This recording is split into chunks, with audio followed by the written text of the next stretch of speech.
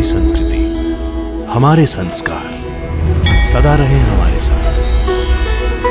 भारत की पुरातन गाथाएं और महान संतों की वाणी। सब्सक्राइब करें तिलक कथाएं। आदरणीय दामू अन्ना कोसार जी, सादर नमस्कार। विनंती विशेष, आपकी तरफ से मुझे कोई खुशखबरी नहीं मिली, इसलिए यह खत लिख रहा हूं। साईं बाबा की कृपा प्रसाद से आपको बच्चे की आहट तो जरूर लगी होगी। कृपया खत लिखकर बताइए। बड़ों को प्रणाम, छोटों को आशीर्वाद। आपका मित्र माधवराव देशपांडे। अब मैं उन्हें खत लिखूंगा। क्या लिखेंगे? यही कि हम तुम माँ बाप बनेंगे। झूठ लिखेंगे? झूठ?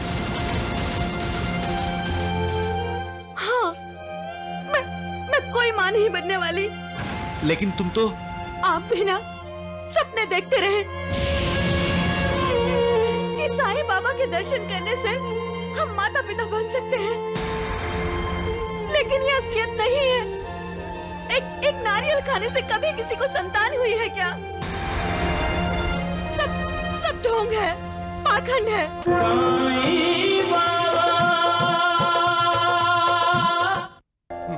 बाबा, लेकिन ये गुरुजी तो कभी आपसे मीठी जुबान में बात नहीं करते। इसीलिए तो मेरे श्यामा की कथनी और करनी में फर्क नहीं होता। इसमें कोई संदेह नहीं, गुरुजी का दिल साफ है। इनके जो दिल में है वही होठों पे है। आपके दिल में क्या है देवा? हम तुम्हारे दिल की बात कर रहे थे श्यामा, और तुम मेरे दिल की हालत पूछ रहे हो। इधर उधर की बात मत कीजिए आप, साफ साफ बताइए, अहमदनगर की दामू अन्ना की पत्नी को बच्चा होने वाला है या नहीं? ये मैं कैसे बता सकता हूँ श्यामा? आप सब कुछ बता सकते हैं, लेकिन बताना नहीं चाहते। अरे महालसापति, जरा इन्हें समझाओ। मुझे समझाने की जरूरत नहीं है देवा, मैं सब जानता हूँ। आप जानबूझकर अनजान बन रहे हैं। उस दिन नानावली ने दामू अन्ना के बारे में बात छेड़ी थी। हाँ? लेकिन आपने कुछ नहीं बताया। वो दामू अन्ना रहता है अहमदनगर में, और मैं यहाँ रहता हूँ शिरडी में। शिरडी से कहीं बाहर गया हूँ मैं। नाटक तो बढ़िया कर लेते हैं आप, ये मैं जानता हूँ। लेकिन अगर आप शिरडी के बाहर नहीं गए तो आपको कैसे पता कि दामू अन्ना कोसार वणी में सप्तभृंगी देवी माता के दर्शन करने आने वाले हैं? बताइए। शांत हो जाइए गुरुजी, शांत हो जाइए। अरे देवा ही मुझे आसान करते हैं मालसापति, और फिर तुरंत मदद करके सब ठीक भी कर देते हैं। अरे मुझे बेचैन देखकर इन्हें आनंद मिलता है। श्यामा, गुस्सा छोड़ दो। तुम गुस्से में हो इसलिए तुम भूल गए हो कि कर्म पथ रहस्यों से भरा हुआ है। इंसान का दायां हाथ जो काम करता है, कभी कभी बाएं हाथ को भी उसका पता नहीं चलता। फिर भी तुम मुझे दोष दे रहे हो। लगता है आप मुझसे तंग आ गए हैं, इसलिए मुझसे छुटकारा पाना चाहते हैं। देवा, मैं आप ही का भक्त हूँ, आप ही की तरह सच बोलता हूँ, कभी झूठ नहीं बोलता।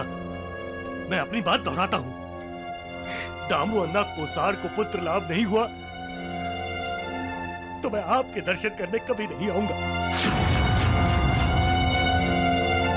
कभी नहीं आऊंगा आपके दर्शन करने, कभी नहीं आऊंगा। रुक जाओ श्यामा, श्यामा रुक जाओ।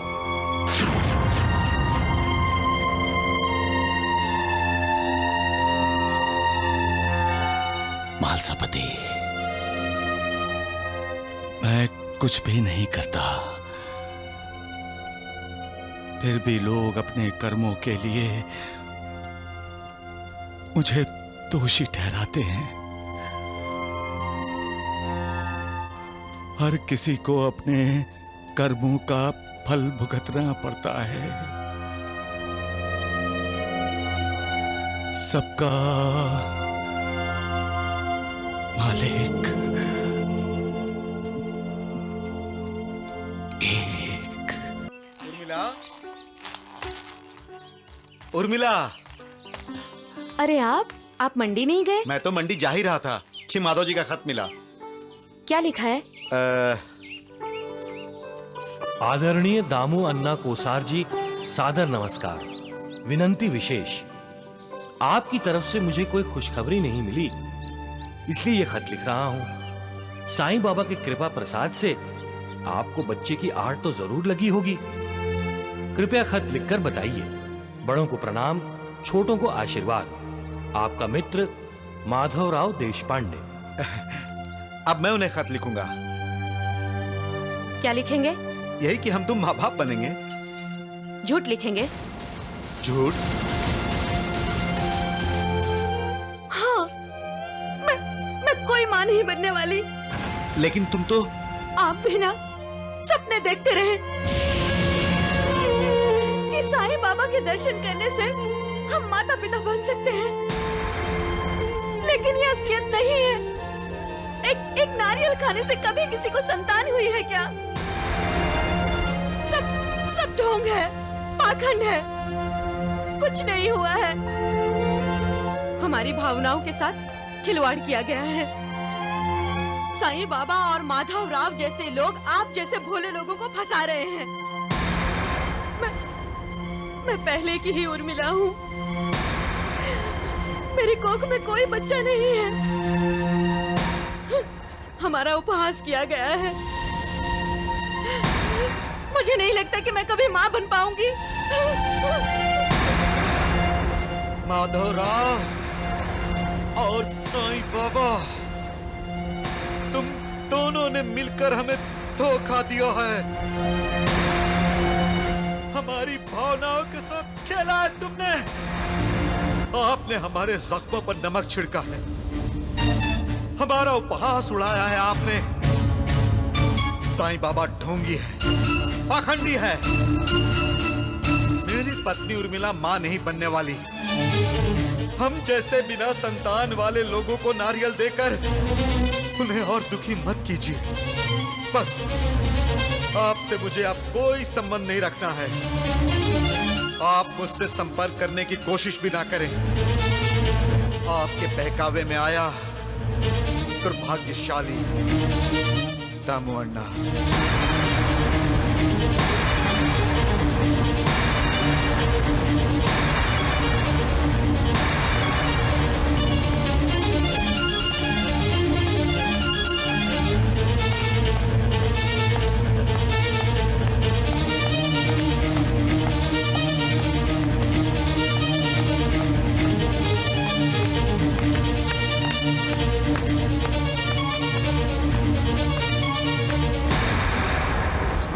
माधवराव, जाओ, सामने तो द्वारिका माई है। जाओ, जाकर अपने साईं बाबा के दर्शन कर लो। दामू अन्ना कोसार और उसकी पत्नी को जब संतान नहीं हुई तो क्या हुआ? जाकर मिलो तो साईं बाबा को। तुमने साईं बाबा के दर्शन ना करने की कसम खाई थी तो क्या हुआ?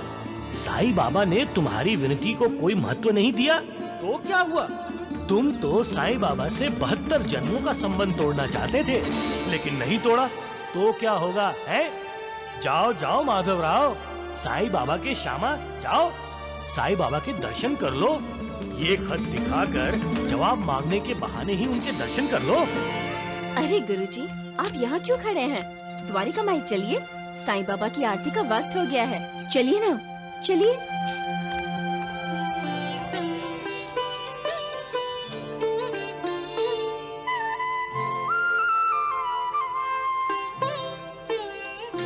ओम जय साईनाथ, जय साईनाथ। आदि न अंत तुम्हारा, तुम्हें श्रद्धा रमन हमारा। ओम जय साईनाथ, जय साईनाथ। आदि न अंत तुम्हारा, तुम्हें श्रद्धा रमन हमारा। धरती पर रहकर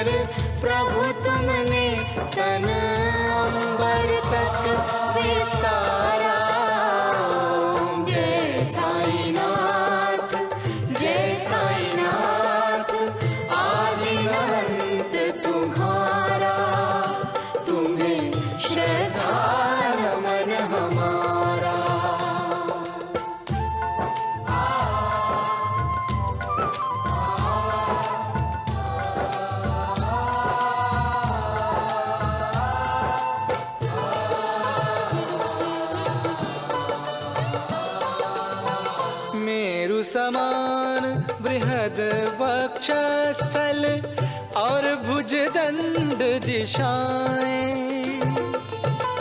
उन्नत भाल विशाल सुलोचन पद वैकुंठ लजाए।